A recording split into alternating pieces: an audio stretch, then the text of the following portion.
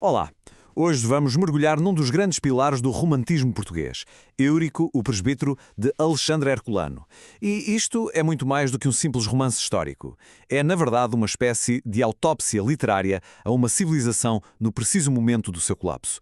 Tudo contado através da alma de um homem que está completamente dividido entre a fé que o devia salvar e a espada que ele se recusa a esquecer. Ora bem, vamos lá ver isto. Herculano não perde tempo. Ele vai direto ao assunto. Ao abrir o livro com esta citação de um antigo cronista, ele monta o palco de imediato.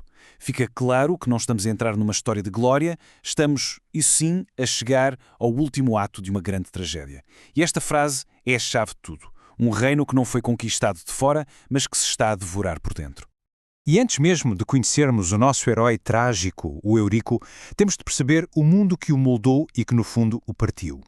É um mundo de contrastes impressionantes, sabem, onde a fachada de ouro e mármore herdeira do Império Romano esconde uma estrutura que está a apodrecer, completamente minada pela corrupção e pela apatia. Pois é, este é o grande paradoxo do reino visigótico. Por fora parece uma potência, uma fusão da virtude germânica com a civilização romana. Mas por dentro, essa fusão falhou redondamente. A paz prolongada não trouxe força, trouxe complacência. A energia dos guerreiros, em vez de defender o reino, foi desviada para conspirações de palácio e vinganças mesquinhas. E o povo? O povo, esmagado pelos nobres, simplesmente perdeu o sentido de pátria. Como Herculano descreve, tornaram-se indiferentes e covardes. Uma sociedade que já tinha perdido a alma muito antes de perder o território. E é neste cenário de decadência que vamos então conhecer a figura central desta tragédia. Porque a história de um reino a ruir é também a história das pessoas que se partem com ele. E nenhuma alma espelha melhor esta fratura do que a de Eurico. Ele é, em si mesmo, um microcosmo, um espelho perfeito dos conflitos da sua era. Em Carteia, uma cidade portuária que já só vive das memórias da sua antiga glória, encontramos o Eurico. Ele é o pastor de uma paróquia humilde, mas a sua presença ali é estranha. Ele não é um homem de paz serena, nada disso. É uma alma atormentada. Os seus longos passeios solitários pela praia e as suas vigílias noturnas, tudo isso alimenta as superstições locais. A sua tristeza é quase palpável, como uma maresia, um peso que o afasta do mundo que ele deveria servir. Agora, o que é realmente fascinante aqui é o abismo que separa o homem que Eurico é do homem que ele já foi. Ele não nasceu para a vida humilde de um sacerdote. Pelo contrário. Ele foi um gardingo, um nobre da mais alta estirpe, um guerreiro da corte do rei. Um homem que conheceu o poder, a riqueza e a paixão nos palácios da capital Toledo. Então, a grande pergunta é, o que é que pode ter acontecido para que uma figura tão cheia de vida se transformasse nesta sombra de si mesmo? Pois bem, a resposta é uma daquelas feridas no coração que nunca sararam de verdade. Eurico amou Ermengarda com a força de um homem que nunca tinha amado antes. O problema? Na sociedade visigótica, o amor não chegava para superar as barreiras de sangue. O pai dela, o duque Fávila, achou que a linhagem de Eurico não era boa o suficiente.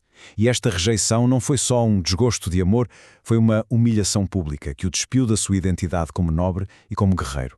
Completamente esmagado, Eurico renunciou ao mundo. Trocou a espada pela cruz e procurou um refúgio para a sua alma que, na verdade, o sacerdócio nunca lhe conseguiu dar. E enquanto o Eurico luta com os seus demónios internos, uma ameaça externa vai surgindo no horizonte como uma tempestade que vem do mar. Uma ameaça que não quer saber de corações partidos, nem de reinos corruptos, e que vai forçar os dois mundos de Eurico, o do padre e o do guerreiro, a colidir de uma forma violenta e, claro, inevitável. E isto mostra-nos a escalada rapidíssima da crise. Primeiro, a premonição. Um pesadelo terrível que assombra o Eurico, onde os céus parecem espelhar a guerra que aí vem. Depois, a confirmação. A visão dos navios no horizonte deixa de ser um medo e passa a ser uma realidade. Mas o verdadeiro horror, a facada final, vem quando Eurico reconhece, entre os invasores, os estandartes e as armaduras de nobres visigodos. A invasão não é apenas estrangeira, é um ato de traição. A traição está ali, à vista de todos, e a história está prestes a ser reescrita. Movido por um patriotismo que ele próprio já julgava morto, Eurico usa o seu conhecimento do terreno para se infiltrar no acampamento inimigo durante a noite. Ele torna-se uma sombra, uma testemunha involuntária da conversa que vai selar o destino da Península Ibérica para os séculos seguintes. Escondido na escuridão, Eurico ouve o impensável. A voz não é de um inimigo estrangeiro, mas a do conde Julião, um dos mais poderosos nobres, godos, a incitar Táric, o líder invasor. E a sua motivação? Não é a ideologia nem ganância. É uma sede de vingança pessoal contra o rei Rodrigo. Para satisfazer o seu ódio, ele está disposto a deitar fogo ao seu próprio reino. Mas a resposta de Tariq revela uma força ainda mais formidável e perigosa. Ele não está ali apenas como um instrumento da vingança de um nobre descontente.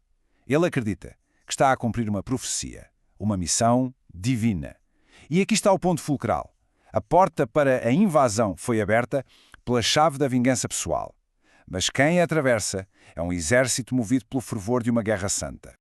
Confrontado com esta traição absoluta e com a certeza de uma guerra religiosa iminente, Eurico vê-se no centro de um dilema terrível. O padre, que fez votos de paz e renunciou ao mundo, pode ficar em silêncio enquanto o guerreiro dentro de si grita, ouvindo o chamado desesperado para defender a pátria? Numa carta ao seu velho amigo e companheiro de armas, Teodemiro, Eurico toma a sua decisão trágica. Ele vai abandonar a túnica de padre e vestir novamente a armadura. Os seus derradeiros afetos na terra, a pátria e a fé cristã, estão em perigo mortal. E para os defender, ele tem de se tornar naquilo de que fugiu. O guerreiro que ele pensava ter enterrado debaixo da sua mágoa, renasce.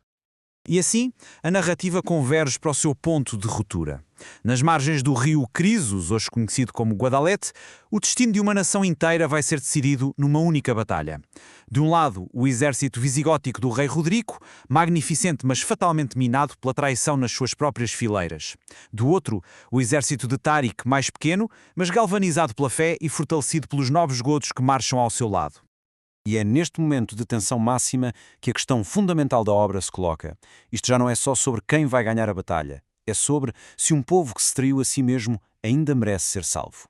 É sobre se a coragem de um homem renascida da dor pode redimir a covardia de uma nação inteira.